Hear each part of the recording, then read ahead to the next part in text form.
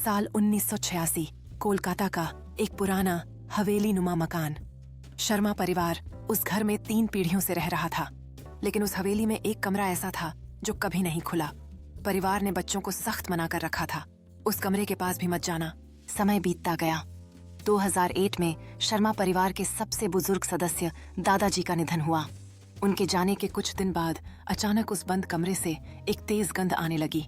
परिवार ने मजबूर होकर कमरा खुलवाने का फैसला किया। जब ताला तोड़ा गया तो जो नजारा देखा गया उसने सबके होश उड़ा दिए। कमरे में एक पुरानी मेज कुर्सी और दीवार पर एक लड़की की धुंधली सी फोटो टंगी थी। जमीन पर एक पुराना खत पड़ा था जिसमें लिखा था, मैं लौटूंगी हर अमावस की रात, ये कमरा मेरा है। परिवार को याद आया 1952 में शर्मा जी की बहन राधा अचानक लापता हो गई थी। पुलिस को कुछ नहीं मिला था। अब सबसे हैरानी की बात यह थी कि उस कमरे की धूल पर हाल ही में किसी के पैरों के निशान थे। क्या राधा कभी गई ही नहीं, या आज भी अमावस की रात वो लौटती है?